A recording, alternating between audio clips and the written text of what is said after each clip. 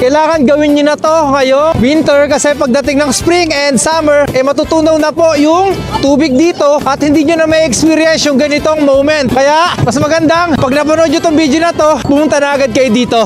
Ngayong araw ay nilakbay natin ang Pocheon, isang lungsod sa hilagang bahagi ng Gyeonggi-do, South Korea. Ito ay kilala sa malawak na kabundukan at natural landscape at sa lokasyon nitong malapit sa hangganan ng North Korea, dahilan kung bakit may malakas na presensya ng militar sa lugar. Dahil dito, limitado ang urban development at nananatiling tahimik ang pamumuhay ng mga residente.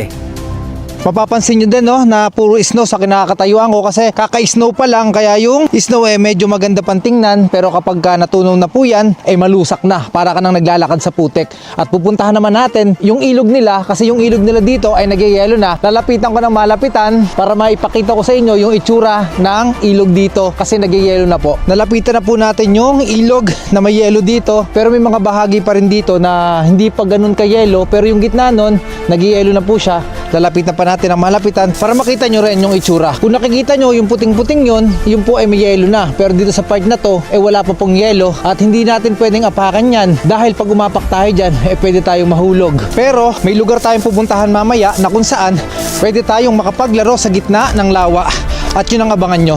Papunta na ako doon, siguro mga around 10 to 15 minutes na lang nandun na ako. Nakita ko lang kasi yung ilog na yon, kaya gusto ko ipakita sa inyo. So tara, puntahan na natin yung lugar na yon. At kung mapapansin nyo rin dito, ang mga dumadaan lang dito ay puro mga private car. Wala kayong makikita mga tricycle or mga jeepney dito sa South Korea. Ang makikita nyo lang dito ay yung mga pribadong sasakyan.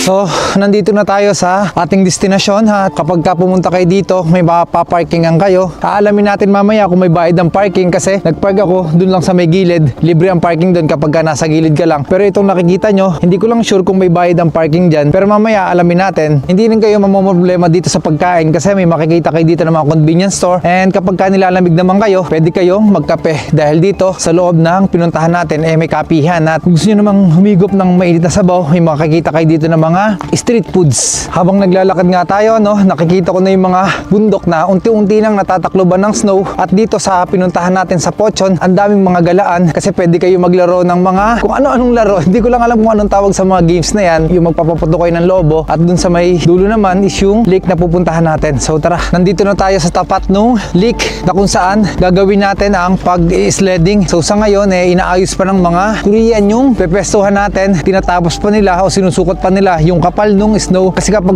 manipis yung yelo dun sa lawa o yung tubig hindi po pinapapasok yung mga tao dito, so inaayos pa nila, pine-prepare pa nila at maya maya pupuntahan na natin at makakapaglaro na tayo dun sa gitna ng lawa. Naninigas po ang baba ko sa sobrang lamig dahil -7 po ang klima ngayon. Ang sakit ng ganito ko. At makikita natin dito yung mga gagamitin natin na sasakyan ay sledding, may mga dock, may mga trike. Pwede kayong mamili ng sasakyan nyo. So baka may magtanong sa inyo kung may entrance dito. Wala bang entrance na pagpasok dun sa lake? Ang may bayad lang po ay yung mga sasakyan nyo. Katulad nitong dock na to at itong mga bike, yan lang po yung babayaran nyo dito sa Pocheon Lake. The sun's up high, the clouds can't stay. Alas 12 na ng tanghali ngayon, at dapat magbubukas na to ng 10 dahil nga sinusukat pa nila yung measurement nung kapal nung yelo. Na delay po ang pagbukas dito sa pinuntahan natin na ice sledding. So mag-iintay-intay lang muna tayo ng mga ilang oras pa. Hintay lang natin yung signal para makapasok tayo, pero habang naghihintay kayo dito, marami namang mga activities dito na pwede nyong gawin. Pwede kayong pumunta dun sa mga rides and pwede kayong pumunta dun sa mga store kung saan pwede kayong malibang. Nandito tayo sa harapan ng bilihan ng ticket. So ang per oras pa lang bayad dito, So kapag ka 30 minutes, 7,000, mostly 7,000, 8,000, 13,000 per oras pala ang bayaran dito. So kung gagamit kayo ng mga bicycle, tricycle, kailangan nyo magbayad ng almost 8,000, 7,000 hanggang 16,000 pataas. And tumatagal lang yan ng 30 minutes. May nakita tayo dito ng mga kababayan natin, mag-sledding din sila. Ba't kayo napunta rito? Trip lang. Dito lang po kami sa Pocheon. Lapit na kami dito So habang nagtutur vlog tayo, narinig ko yung mga boses nila and in-approach ko sila. Mga kababayan nga, nag-picture sila kanina Naghihintay lang kami ng tamang oras kasi sinusukot pa yung kapal nung snow. And siguro mga 1 o 2 oras, makakapasok na kami. May entrance ba dito? Walang entrance, ang babayaran nyo lang is yung mga rides. So hanggang dito na lang, gagala pa tayo. Shoutout sa mga kababayan natin, no? Shoutout sa mga friends! Masaya ako nakita sila, guys. Thank you. Thank you. So, nakabayad na kami, no? At bibigyan kayo ng ganitong ID para sa 2 tao. So, tigdadalawa kami, 6 kami kanina. So, 2, 4, 6. So, ito lang yung pass natin para makapasok tayo dun sa loob. Anong pakiramdam ng sobrang lamig? Malamig. Ano po, yung sa bibig po, namamalat po. Then yung mukha mo, pag walang moisturizer, mamamalat talaga. Sa'yo bro, anong feeling mo? Ang pakiramdam mo ngayon, sobrang lamig. Talagang hahanapin mo siya eh. Para makakayakap ba? Ay hindi, ito, nagbabakbak hanggang sa mukha, sa labi. Talagang kikiligin ka eh. Dito ako nalang kikiligin eh. Nanunot talaga. Tulusi po, no? Ganito pa rin pakaramdam ng karne sa rep, no? Pag nasa rep. So, kapag nandito na kayo sa loob, ayan, tatanungin nyo lang yung matanda para i-time in kayo. So, Yogi, so isusulat ni Sajang Nim yung Shikan. 이분도 Di. 서비스. Yeah, kamsahamnida. 117 yung binigay sa atin ni Sajang Nim. Yung mga bata. Ano na sila yung mga kasama natin, yung mga bata. Woo! And dito tayo sa huli. Parang bata eh, no? Ayan, nandito na nga tayo sa gitna ng lake. Parang mga bata eh, isip bata, no? So, kailangan gawin nyo na to ngayong winter kasi pagdating ng spring and summer, eh matutunaw na po yung tubig dito at hindi nyo na may experience yung ganitong moment. Kaya, mas magandang pag napanood nyo tong video na to, pumunta na agad kayo dito.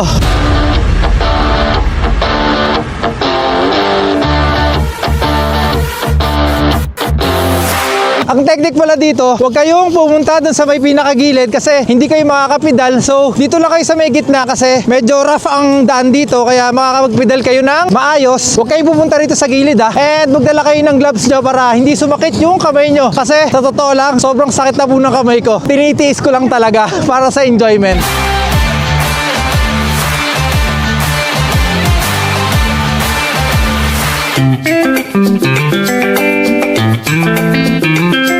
Gano'ng kasarap yung experience?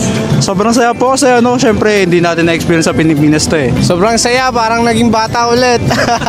Nag-slide din yung pagbabike, kakamiss, at saka snow na. Ayun bro, enjoy siya. Tapos, masayang memories. Lalo pagkasama mo yung mga kaibigan mo.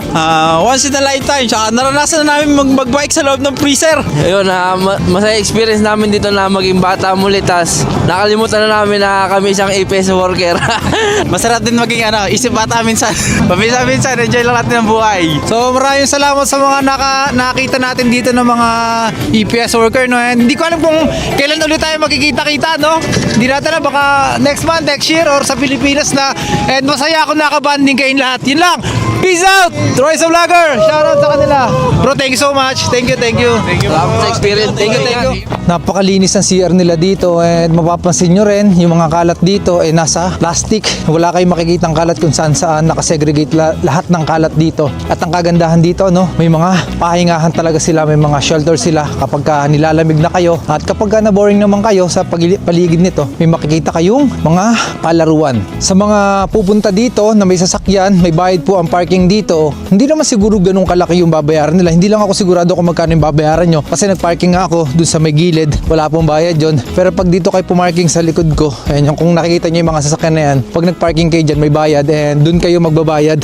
Dun sa lumalabas na sasakyan na yon, maglalagay lang kayo ng card. So hindi ko sure kung magkano, pero hindi naman siguro kalakihan yan. I think hindi naman kayo magtatagal dito. Kaya I think mga 2 to 3 hours lang kayo dito. Lilipat na ulit kayo ng bagong venue. So hahanap tayo ng bagong venue ulit. Kahit ako mag-isa, gagawin ko ang gusto. Kahit magalit ka pa, hindi naman